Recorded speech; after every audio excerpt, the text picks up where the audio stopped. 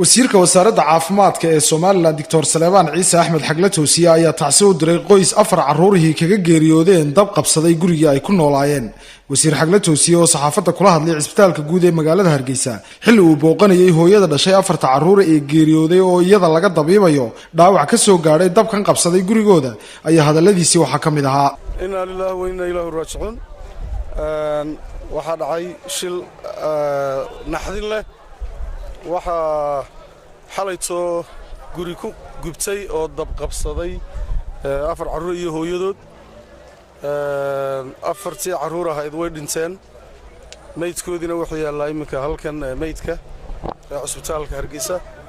hooyadiina waxa lagu duweynayaa isbitaalka oo waa dhaawac shilkaas waxaan marka ugu horeysa u tacsiyadeynayaa qoyska ay ku timid geerida naxdinta leh ee ay ka dhinteen 4 carruur oo walaalaha ah ilaahay samiriye iimaan ha ka siiyo wax khayr qabana ha ugu bedelo waa qadar rabbi oo dhacday balse sida aan imika wararka ku hayno dab buu ka kacay shilkaasi dabkaas wixii sababta u ahaana waa la baarayaa marka la baarana sidii sharcigu ahaa nidaamkii sharci baa la marin doonaa insha Allah kama hadli karna anagu imika sababta dabka dhalisay waxaanu sugaynaa reportka baaritaanka ciidanka dabdamiska iyo ciidanka amnigu ay wadaan baanu sugaynaa reportkaasaan wax ku qaybsan doonaa insha Allah sidoo kale wasiirka wasaaradda cadaaladda ee Soomaaliland mudane Axmed Faarax Cadare ayaa isaguna kelmado tacsiya goobtaasi ka diray hooyadaasna waxaan leenahay samiriye iimaanka wax buuxiya kullu nafsin daqiiqatul mawt ilaahay baa abuuray Allah ilaaha baa qaatay waxaan leenahay waqtigiisa dhamaaday malakul mawtku inagu ma ku sheegna waqtiga dhamaa waxaan leenahay waa arin naxdin runtii una baahan wax ku qaadasho shacabka reer Soomaaliland gaar ahaan guriyaha caynkaas oo kala ah waalidiinta mas'uuliyadda gaar ah saaran dhowr jeer baa arrintan dhacday oo carruuraha laga tagaa duruufaha awgood la islaaha xafida oo ilaaliya oo lagu sixiraa dabeetana dabaysha iyo roobka iyo waxyaabahaas waxay dhaliyaan in gurigii dab qabsado ay ku shufbeelaan waxaan jecelahay inaynu daryeelo carruurteena ilaahayna waafajiyo subxaanahu wa ta'ala waa mas'uuliyad saaran waalidka qadarka lama qabanayo la oran maayo calaamad kuma laha waalidku laakiin waxa u baahan inaynu xukuumad ahaan iyo shacab ahaanba iska kaashano meelaha buulasha ay ku badan yihiin waxyaabaha dabka ay qabtaan ku badan yihiin magaalada aad bay ugu far badan yihiin waxaad moodaa in la sii xiro dariiqa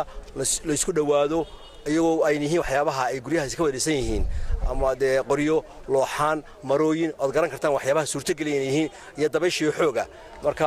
waxaan u dhacay oran mayno waxaan leenahay ilaahay sabir geesta kalena maarayaha telefishinka qaranka ee Soomaaliland mudane Khadar Maxamed Cakulle oo wasiirada ku wehelinayay goobtan ayaa tacsi u diray qoyska isagoo ilaahay uga bariyay inuu cibad khayr qaba siiyo hooyada dhaawacu ka soo gaaray dabkaasina uu caafimaad sareecana siiyo maarayaha telefishinka qaranka ee Soomaaliland Khadar Maxamed Cakulle waxa uu ugu baaqay shirkadaha bixiya adeegga leerka ee Soomaaliland inay dib ugu noqdaan nidaamkooda korontada waxaana hadaladiisii kamid ahaa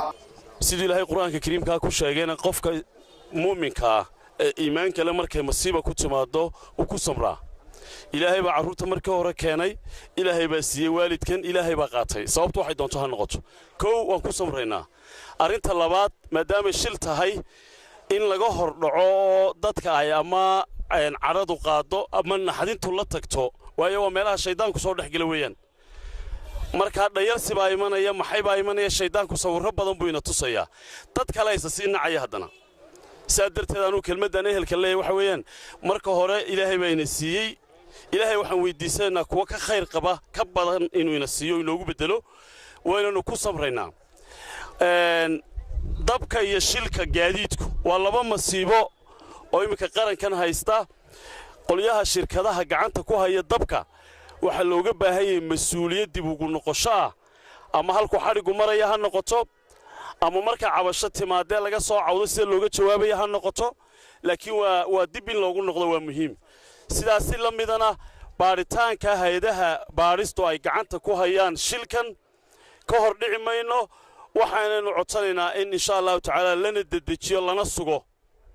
sidoo kale waxa halkaasi ka hadlay gudoomiyaha degmada Faraweyne iyo mas'uuliyiin kale ilaahay ha u naxariisto ehelkii qaraabadiina samiriye iimaan Allah ka siiyo kulli waa qadarka noocu ku yimaadaba waa imanaya walba wal dhimanaya samariya imaan ilaahay haynaga wada siiyo waana masiibo inagu wada dhacday waa masiibo qaran afar carruur halka yaalo afartu ay gubteen waxaanu maamulka iyo baadhista iyo wasiirka caafimaadku soo sheegay uga baahannahay anagu baadhis ka hor dhicmayne damiidkaas halkaas noo yaalay arrinteeda in la xaqiijiyo anagu doonina